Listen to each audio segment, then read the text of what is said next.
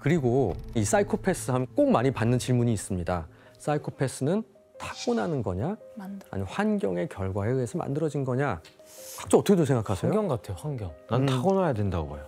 지금까지 이제 여러 가지 연구들이 쌓였어요. 그래도 이건 상당히. 왜냐하면 정말 너무 특징적인 증상들, 행동들을 보이는 사람들이니까 생물학적 요인에 의해서 발생한다는 게 현재의 정설이긴 해요. 그래서 실제로 연쇄살인을 저지른 진짜 사이코패스들의 뇌를 촬영한 게 있습니다. 그랬더니 일반인과 확연히 다른 점이 발견되었어요. 한번 확인해 볼까요? 예. 와.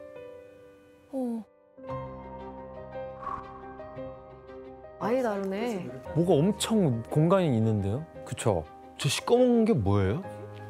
저 공간 아니야? 빈 공간 아니야? 뇌가 없네요.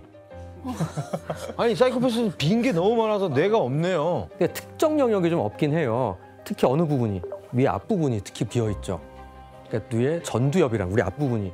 공감 능력? 예, 전두엽의 감정, 지금 스텔라 씨 얘기한 공감 능력, 실행 능력, 충동을 억제하는 능력 이런 부분들을 담당하는데 이 전두엽의 기능 저하가 사이코패스의 성향과 연관이 있을 거라고 추정을 하게 되는 거죠.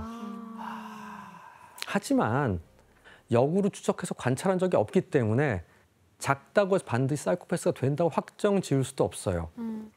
그래서 모든 사이코패스가 또 살인을 저지르거나 중범죄가 된다고 단정할 수도 없죠. 그렇죠. 설민 씨. 네. 그럼 사이코패스는 이 범죄자라는 오해가 언제부터 생긴 거예요? 대체 왜 생긴 거죠? 사실 그 오해를 만드는 데 있어서 결정적인 역할을 한 인물이 있습니다. 바로 미국의 연쇄살인마 테드 번디라는 사람인데요. 그 사람은 자기가 말한 거에 따르면 20명 정도 되는 사람을 살해했다고 얘기를 했지만 사실은 100명 이상의 사람을 살해한 것으로 추정되는 극악무도한 살인범이에요. 번디는 지속적으로 대범하고 아주 충격적인 기행을 저질러 나가죠. 이런 어떤 번디의 특성 때문에 사이코패스에 대한 그런 공포감이 확산되었다라고 볼 수 있고 이거 관련돼서 유명한 또 영화가 있어요. 양들의 침묵이라는 영화 보셨죠? 양들의 침묵에서 하니발이 이 번디를 모티브로 해서 만든 영화라고 합니다. 그래서 사람들이 사이코패스 하면 범죄자다 이렇게 됐군요. 네. 맞습니다. 자, 다시 돌아가서요. 피레를 필두로 수용소에서 도덕적 치료가 이루어지면서 정신질환을 다루는 움직임에도 많은 변화가 찾아옵니다. 1890년대에 이르면 이제 드디어 병원의 한 진료 과목으로 자리를 잡게 됩니다. 그리고 정신질환을 좀 더 세세하게 구분하려는 사람이 나타납니다. 바로 근대 정신의학의 기초 이론을 세운 독일의 정신과 의사 에밀 크레펠린이죠. 수업을 많이 들으셨네. 예. 크레펠린은 정신질환의 종류를 신경증, 아까 말한 열성 정신병, 지적장애, 조현병, 우울, 조울 대략 한 13가지 정도 나눴습니다. 이게 분류는 지금도 거의 유사하게 사용하고 있어요. 또 어떻게 이게 가능했나라고 보면 이 사람이 한 방법이 재밌는데요. 정신질환을 분류할 수 있었던 거는 정신의학계 최초로 이것을 작성했기 때문이에요.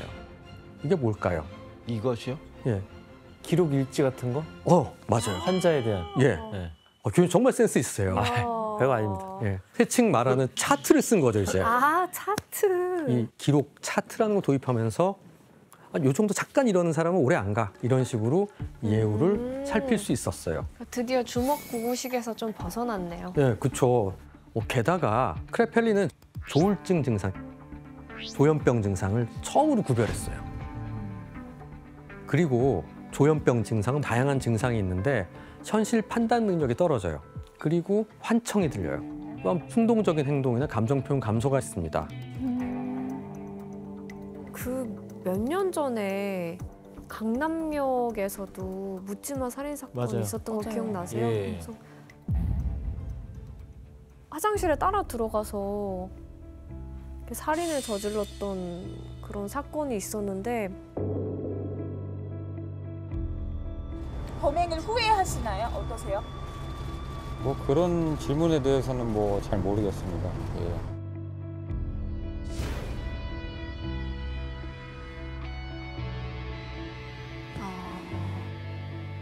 하지만 특수한 경우를 제외하고는 조현병 환자가 폭력이나 범죄를 저지르는 경우는 극히 드물다고 할 수 있습니다. 자, 실제로 2016년 통계를 보면 조현병 환자 1000명당 9명 정도로 추정됩니다. 아, 조현병을 범죄와 연결시키는 건 지금 현대 사회의 또 다른 편견이라고 보시는 게 어떨까 싶어요.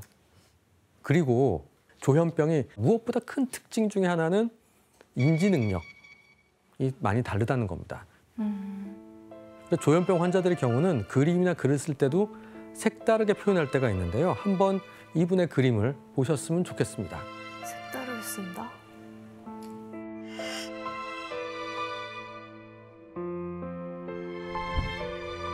이 그림은요, 영국의 화가 브라이언 찰리, 그가 조현병을 앓고 있던 당시에 그린 그림입니다. 이 그림 이상하세요? 아니요. 특별히 이상이 없으시죠? 네. 자, 그럼 다음 그림 한번 볼까요? 기괴한데? 뭔가 좀 기괴해졌죠? 이 그림을 그렸을 때 브라이언은 첫 번째 그림을 그리고 4일 후고요. 4일 후에 먹던 약의 용량을 반 이상 줄인 상태라고 기록을 남겼습니다. 아, 그러니까 뭔가 머릿속 혼란스러워지기 시작했다는 느껴지죠? 근데 어떻게 보면 좀 더 예술적으로 된 것 같기도 하고. 그렇죠. 그런 면은 좀 있죠. 자, 다시 4일 후에 그린 그림을 한번 보시죠. 큰일 났는데요, 이거는. 자, 이제 자화상의 이목구비를 구별하는 것도 힘들게 되었죠. 그리고 머리 위에 이 검붉은 부분이 있는 것들은 자기 피를 빼서 그렸다고 해요. 야. 그러니까 약을 먹지 않고 줄이면서 점점 증상이 나빠지는데 급속히 나빠지는. 이분은 약을 줄이면 안 되겠네요, 그러면. 그래서 점점 생각의 틀이 망가지는 거 있죠. 아, 그래서 우울증이 감정의 병이라면 조현병은 이렇게 생각의 병이라고 할 수 있습니다. 와, 저렇게 변하는구나. 크레펠린이 처음 정신질환을 분류한 이후부터 지금까지 조현병에 대한 연구가 계속 진행 중이에요. 하지만 아직까지 명확한 발병 원인은 밝혀지지 않았어요. 그만큼 정신질환이 참 복잡한데요. 유전적인 뇌 기형, 분만중 감염, 뇌 손상, 최근에는 도파민의 과도한 분비도 조현병 발병의 원인 중에 하나로 이렇게 꼽히고 있습니다. 이처럼 크레펠린의 활약에 의해 오랫동안 광기로 취급되는 정신질환은 드디어 증상을 분류하고 체계를 가지고 만들어 나가기 시작했어요. 그런데 여전히 정신질환에 대해서는 부정적이었습니다. 근데 이런 부정적인 시각들이 조금씩 달라지기 시작합니다. 시간 개념 없이 산다 막 이런 얘기 그쵸, 많이 그쵸. 하잖아요. 네. 그 제가 좀 시간 개념 없이 살아서 당시 유럽 사람들에게 시간이란 개념이 생소했대요. 그래서 아침, 점심, 저녁에 한 번씩 교회에서 울리는 삼종기도 종소리 정도로만 시간의 변화를 인식할 수 있었어요. 그런데 산업혁명 이후에 느슨했던 시간의 개념이 1분, 1초 단위로 정확하게 인식되기 시작했어요. 그 이유가 뭘까요? 그러니까 교통. 맞습니다. 철도. 예, 철도. 차가 아직 나오기 전이니까 아, 1800년대 철도가 유럽 전역으로 뻗쳐나가기 시작하면서 많은 사람들이 기차 시간표를 확인하게 됐어요. 그래서 이런 변화를 표현한 만평이 있었습니다. 함께 보실까요? 기차에 쫓기네, 시간에 쫓기네. 예, 타임이라는 철도의 공포에 압도되는 모습인데 옛날 같으면 30분마다 기차 한 대가 있는 게 아니니까 못할 수 있잖아요. 네. 그래서 모든 기차역마다 커다란 시계탑이 세워졌고요. 그러니까 일상 속에서 시간이 되게 중요해지니까 1분 1초라도 놓치면 큰일 나라는 게 강박적으로 생기는 거예요. 그럼 교수님 두 번째 이유는 뭐예요? 시간을 정확하게 인식한 건? 바로 공장 노동자가 증가하게 된. 산업혁명은 공장이잖아요. 출퇴근. 좋죠. 근로 시간 계산해야 되고. 산업혁명 당시 영국의 평균 노동시간은 하루 14시간에서 16시간이었습니다. 네. 한 사람이 여러 공장에서 교대로 일을 하는 경우도 많았다고 해요. 그러다 보니까 출근, 퇴근, 야근 이러면서 시간 개념이 머리에 생기게 되겠죠. 자, 그러니까 최초로 시간에 대한 강박이 생긴 거고 그걸 스트레스로 여기게 되면서 우울, 불안, 공포에 대한 한 요인으로 작용하게 된 거죠.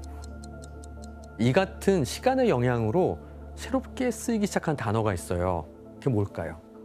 신경쇠약. 네, 바로 신경쇠약입니다. 이 신경을 말한 뉴론하고 무기력하다는 뜻의 아스테니아라는 단어를 써서 신경쇠약이라는 병이 만들어진 겁니다. 이건 진짜 사회가 만들어낸 산물이죠. 그러다 보니까 이후에 영국에서는 정신병원과 환자의 증가가 또 늘어나게 됩니다. 1807년 영국의 인구 10,000명당 정신질환 겨우 딱 2명, 정말 이상한 사람들만 딱 있었던 거죠. 그에 비해서 1844년이 되니까 10,000명당 12명으로 6배나 늘어났습니다. 와우. 엄청 많아졌네. 이렇게 정신질환은 더 이상 특정한 사람이 갖는 이상한 소수의 광기가 아니라 누구나 겪을 수 있는 환경 속에 있는 흔한 병으로 자리 잡게 됐습니다. 그리고 이때 1845년 영국에서는 미치광이법을 시행하면서 중증 정신질환 호소한 사람들은 조금 더 적절한 치료를 받을 수 있는 곳으로 이송됐고요. 나머지 이제 풀어줘라. 사회로 돌려보냈어요. 다행이네요. 그리고 이 시기에 드디어 심리치료의 싹을 틔우게 되는데요. 여기에 큰 영향을 끼친 인물이 한 명 있습니다. 인간의 무의식을 최초로 발견한 정신분석학의 창시자, 바로 지그문트 프로이트입니다. 프로이트는 과거에 겪은 부정적인 경험이 무의식에 남아있다 인간의 행동에 영향을 미친다고 생각했어요. 교수님, 프로이트가 이 무의식이 정신질환에 영향을 준다라고 했던 뭐 계기가 있나요? 네. 안나오라는 환자가 있습니다.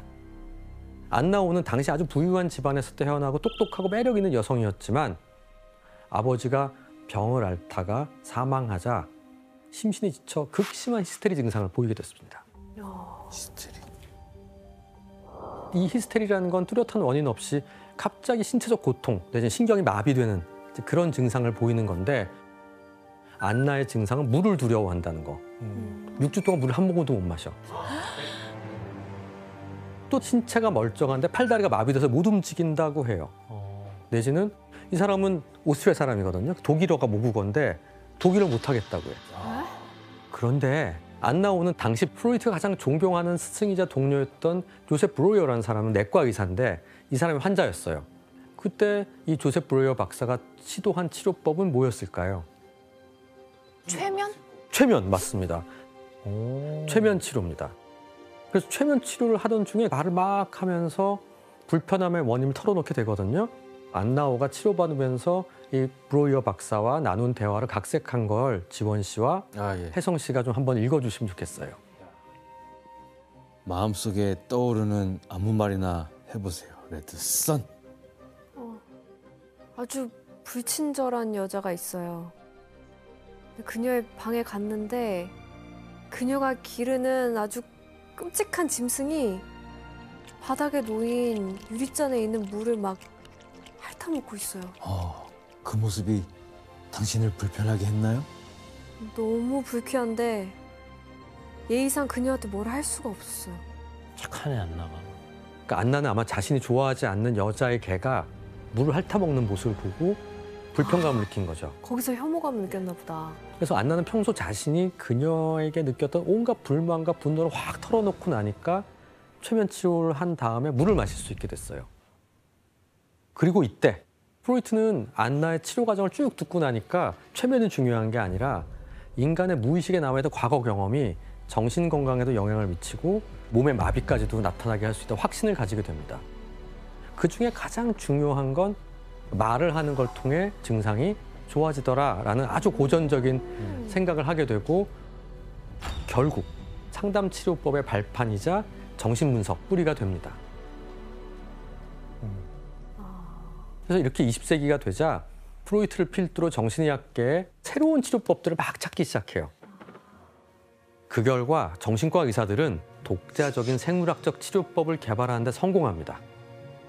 정신질환 치료를 위해 제시된 첫 번째 생물학적 치료법은 국소 감염 치료법이에요. 감염?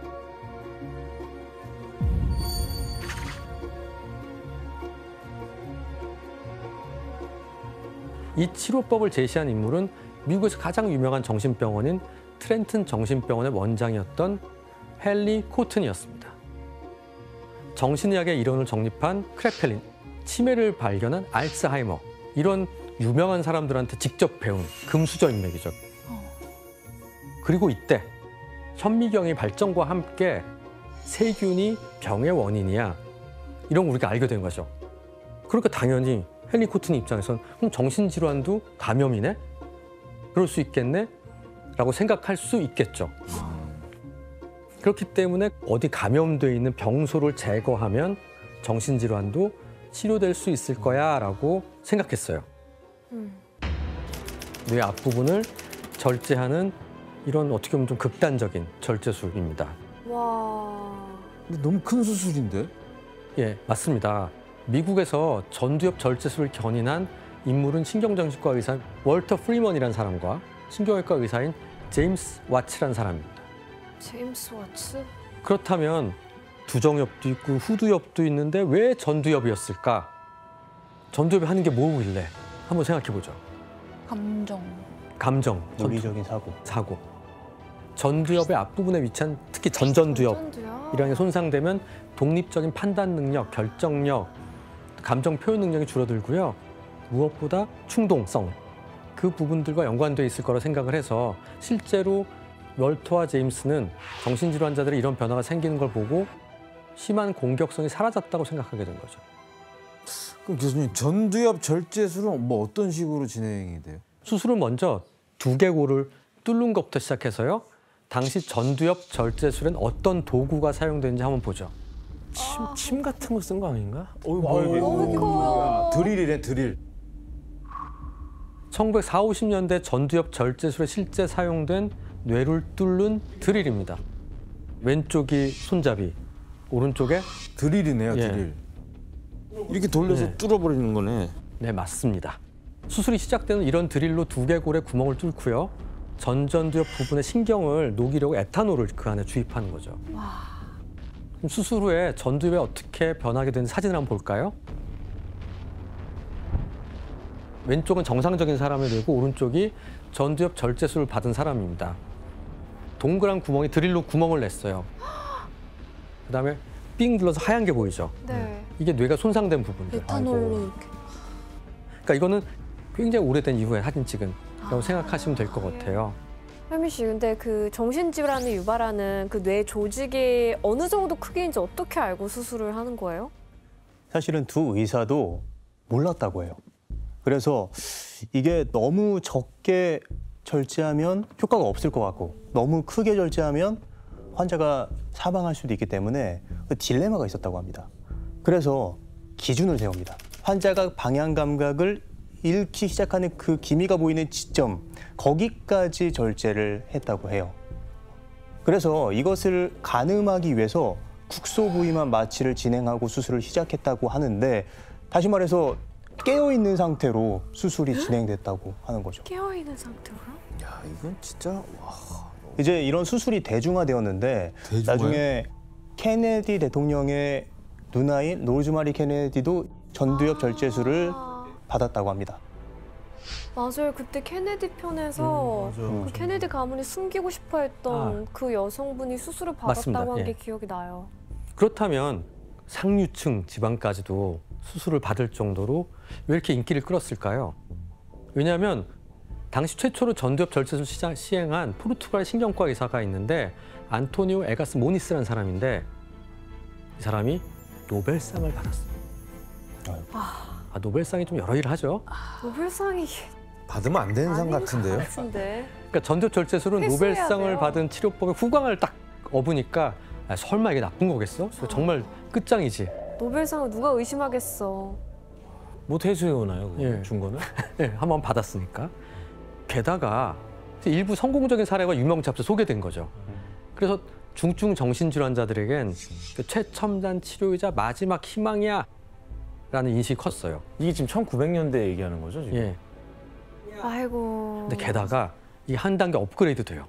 프리먼이라는 사람이 마취가 필요 없는 혁명적인 방법을 고안하면서 더 큰 주목을 받게 됩니다. 두개골에 직접 구멍을 뚫지 않고도 전전두엽 파괴하는 데 활용했던 어떤 도구가 있어요. 바늘 아니에요, 바늘? 아, 바늘보다 조금 두꺼운 얼음을 깰 때 사용하는 아이스픽 있죠. 날카로운 얼음 송곳, 좀 긴 거.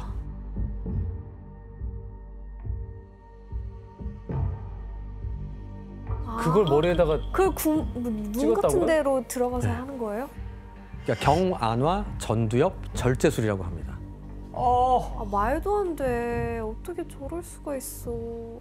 그렇다면 대체 얼음 송곳을 어떻게 수술한 건지 한번 영상을 보도록 하죠. 아, 이게 영상이 있어요?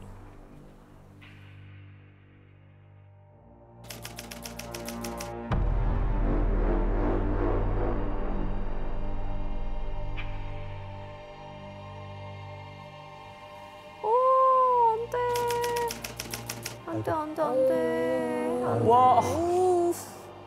그래서 송곳을 눈꺼풀 밑으로 집어넣고 망치로 송곳의 뒷부분을 건드려서 말도 안 돼. 안구를 통해 전두엽까지 바로 간 거죠. 네, 그럼 안 돼. 저 아이고 망치로. 뇌 안쪽으로 휘저어서 신경망을 끊어낸 거죠.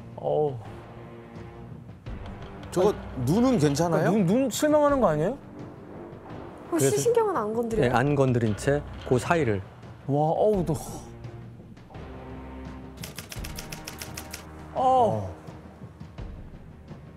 12분 만에 바로 끝낼 수 있는 정말 빨리 했다 하면 필요했던 엄청 좋아질 수 있는 이런 수술이었던 거예요. 절제술 수술 비용은 $250였습니다. 현재 환율로 계산하면 약 436만 원. 당시 정신질 한 명을 1년에 치료하는 데 드는 비용이 35,000달러였대요. 140배나 저렴해. 그래서 큰 호응을 얻어서 미국 전역으로 퍼졌다고 합니다.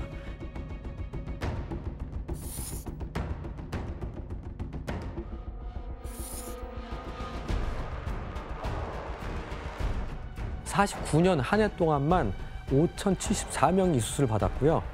제일 피크일 때는 18,000명이 전두엽 절제술을 받게 됐습니다. 그 당시로서는 혁명적이라고 생각했겠네요. 예. 그래서 제가 궁금한 게 이게 그렇게 많은 사람들이 이 수술 받았는데 환자들이 괜찮았어요? 실제로 프리먼한테 수술받은 환자의 모습이 영상으로 남아있죠. 남아 있습니다. 함께 보실까요? 어땠을까?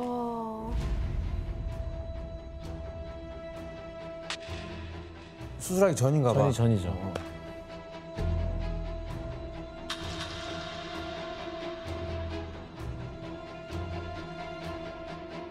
네?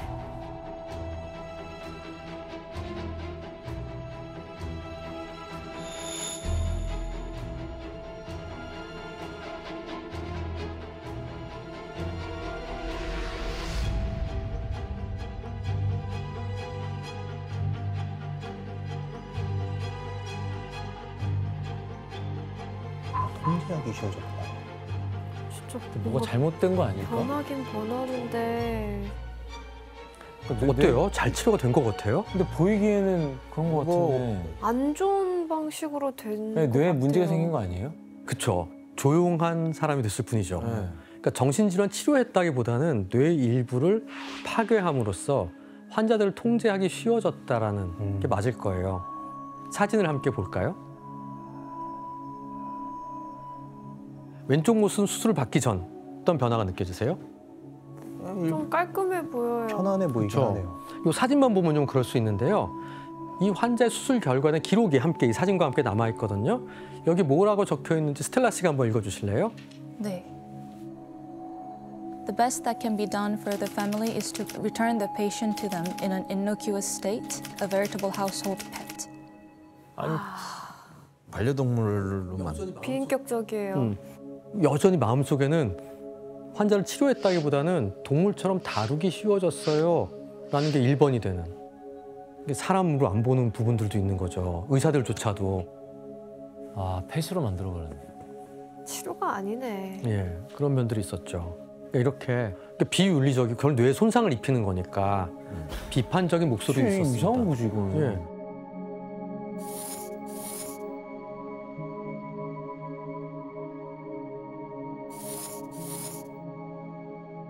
그래서 1977년에 미국 의회에서는 조사단을 들여 몇십 년 후에 꾸렸어요. 이 수술법을 면밀히 검토해서 자, 어떤 결과가 나왔을까요? 하면 안 된다. 하면 안 된다?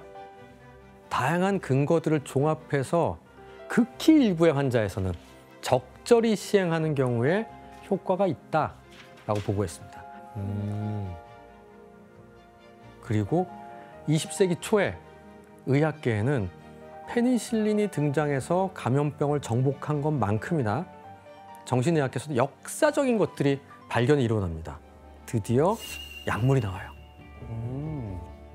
바로 항정신병 약물인 클로로프로마진이 개발됩니다. 1950년대거든요. 환청, 기괴한 소리, 망상 이런 것들이 좋아지게 되면서 정신의학계에서 이거다. 조현병이라고 불리는 병의 치료제의 1번이 된 거죠.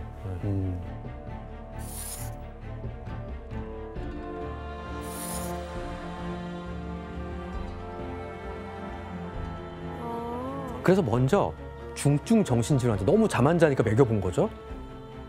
했더니 환자들의 상당수가 퇴원이 가능할 정도로 좋아진 거예요.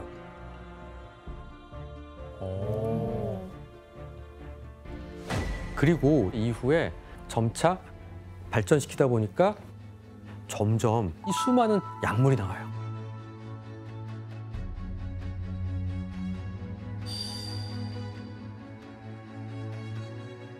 그래서 이 등장으로 인해서 장기간 입원해 있던 환자들이 약 먹으니까 집에 갈 수 있게 되는.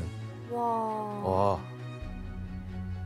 이렇게 약에 대한 효과 때문에 회복으로 이어질 수 있었다고 해요. 많이 발전했네. 와. 진짜 치료라고 할 만한 게 나왔네.